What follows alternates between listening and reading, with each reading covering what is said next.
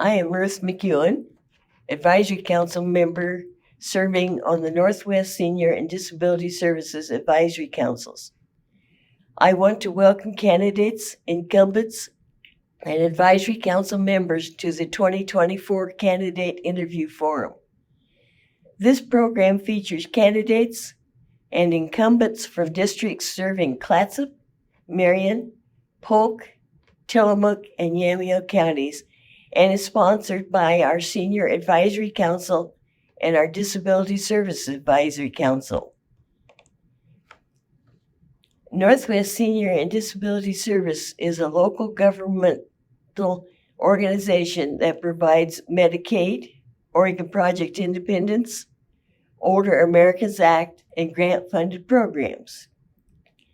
The mission of the Northwest Senior and Disability Service is to promote dignity, independence, and health, honor choice, and empower people. The assistance and support we provide to consumers includes information, assistance, in-home and community-based services, financial and medical help, meal site and home-delivered meals, options counseling, adult protective services, Medicare counseling, and peer mentoring, money management, as well as health and wellness programs.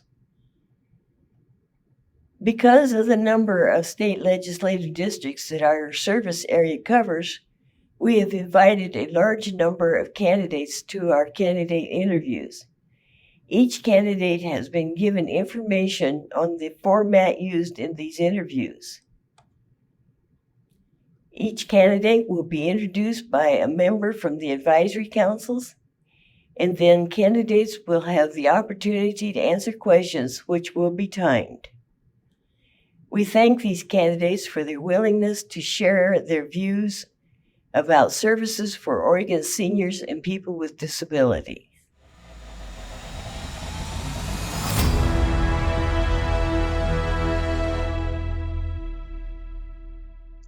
Hi, my name is Judy Richards.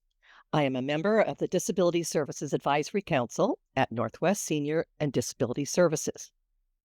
Today, I am interviewing Leslie Munoz.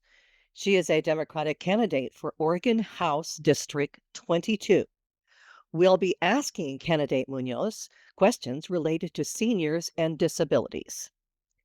Please welcome candidate Munoz. Thank you for sharing your time with us today. Thank you so much for having me. It's an honor to be here and to answer your questions. Great. We're going to start with tell us about your platform and your experience that would encourage a senior or a person with disabilities to vote for you. So for the last 12 years, I've been working with workers through their labor unions to make sure that they have good wages, benefits, and working conditions. I have the honor of actually representing the retirees in the state. So I represent psychologists, social workers, speech language pathologists, instructional assistants, bus drivers, custodians, everyone in education who has retired in Oregon as being an educator. So I get to meet with them on a monthly basis and hear from their executive board what issues are coming up, what preoccupations they have, and troubleshoot and help them advocate on those issues.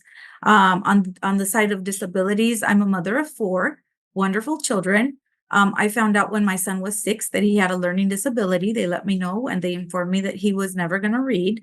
And I made it my life's mission for him to read. I went back to school. I took courses in psychology and child development to make sure that I could advocate for him and to make sure that, I knew how to advance his education. And I'm happy to report that he's an avid reader.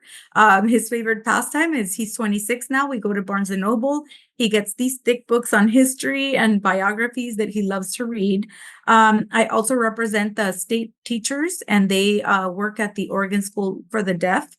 So I've been able to kind of experience through these different situations or life experiences what it is like to work with these populations. So I'm very comfortable advocating for them. I'm happy to advocate for them. And I know that one thing is for sure is we're all going to be retirees one day. We're all going to be senior citizens. And I don't know why more emphasis is not put into making sure that we all thrive when we should be thriving and living with dignity and having quality of life. Thank you, Leslie. How would you prioritize the state funding, including funding that is matched with federal funds, such as Medicaid, for services as in an ever expanding number of seniors with people with disabilities? So what I know is that my brain and my heart lets me know that retirees and people with disabilities need to live with dignity, and they need a quality of life.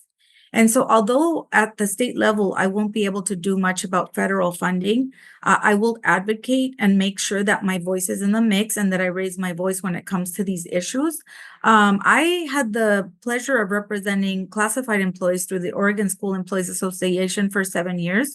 At that time, our average member was, I believe, 63 years old, and they made $25,000 a year.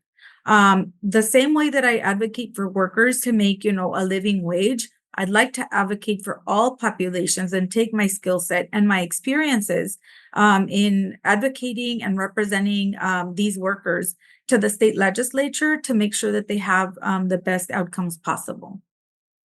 Thank you. It is becoming increasingly challenging for seniors and people with disabilities to obtain housing due to the constantly rising in the housing costs and the insufficient supply of disability housing. What would you do on a state level to prioritize affordable, accessible housing? Mhm. So I became a homeowner at 46 as a single mother of four. I became a homeowner by luck. My sister was selling her home and she gifted me the down payment from her equity, and I was able to buy my house. And that made me think that I don't want Oregonians to be able to buy a house based on luck. That should be everyone's experience. Every Oregonian who would like to own their house should be able to do so. I know that my dad bought his house at the age of 23 with two children.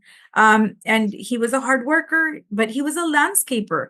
And I don't know how the world has changed to where I had to wait until I'm 46.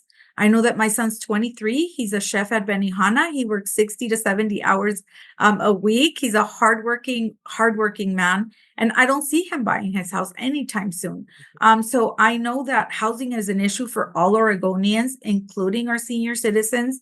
I can't even imagine the barriers that we face, with our people with disabilities. I have knocked on some doors that have disabled Oregonians and asked for their vote. And I can see that they live with family members as well. I think everybody should be able to have affordable housing. And so I am learning, I'm meeting with the right people to make sure that I have the skill set necessary to advocate for more affordable housing. I've been learning about the barriers having to do with contracts and how those are, how licenses are given to cities and what it entails. And I plan to go there. And the same way that I remove barriers for workers in their workplace, I plan to remove those barriers so that we can all thrive as Oregonians and have a good place to live. Thank you. What would you do to support on a state level, excuse me, access to health and nutritious food for seniors and people with disabilities? So, I live in Woodburn, and in Woodburn, 100% of our schools are Title One. And what Title One means is they get free or reduced lunch. In Woodburn, 100% of the students get a free lunch based on income. And so I know what it is to see a community go hungry. I don't want that for children. I don't want that for adults. I don't want that for seniors or for people with disabilities. I think that people should be able to count on adequate housing, affordable food, nutritious food. And I think that's just bare minimum so that people can get out of survival mode and get to, thrive in life. So I would do everything in my power and help to prioritize this in the budget process. I think that our budget is a moral document, and where we put our dollars shows like where we are as a state. And so as a state representative, I would lift my voice to make sure that all Oregonians thrive and that all Oregonians are at least fed and housed appropriately. I think it's important for Oregon. Hmm. What would you do to address the behavioral health needs for older adults and people with disabilities? Mhm. Yeah, I definitely think that Oregon could do better in terms of behavioral health. I know that they're prioritizing that in education, which is an area that I'm in. But I know that these problems start with children. And I don't think that we've been catching them or addressing them appropriately. I would definitely be a champion of expanding these services. Here in House District 22, I've seen what behavioral health has done to our community and the lack of, having access to those necessary services has done. As I've been door knocking, I've seen a lot of members of my community on the streets experiencing homelessness. Some of them are experiencing addiction issues because they try to self-medicate. So I know that we need to do better in Oregon. I see myself advocating to make sure that those critical services that are necessary are available in every community and every city, so that we can see the issues that are manifesting in my district specifically go away. So I'd be a champion for behavioral health services when I get to the Capitol. Thank you. We have been visiting today with candidate Leslie Munoz, a Democratic candidate for Oregon House District 22. Thank you, candidate Munoz, for joining us today for this interview, and thank you for your time. Thank you so much for having me and for spending time with me talking about these very important issues for seniors and for people with disabilities. Thank you. I want to thank the candidates on behalf of the members of the Senior Advisory Council and Disability Service Advisory Council of Northwest Senior and Disability Services for attending our candidate interviews. We hope the information that has been provided will help you make informed choices when you vote.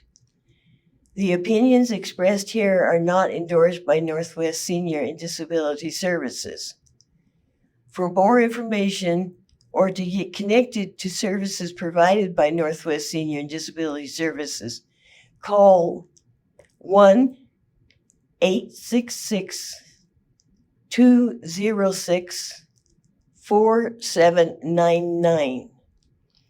The advisory councils for Northwest Senior and Disability Services would like to thank Capital Community Media for their production of the forum. Thank you for watching.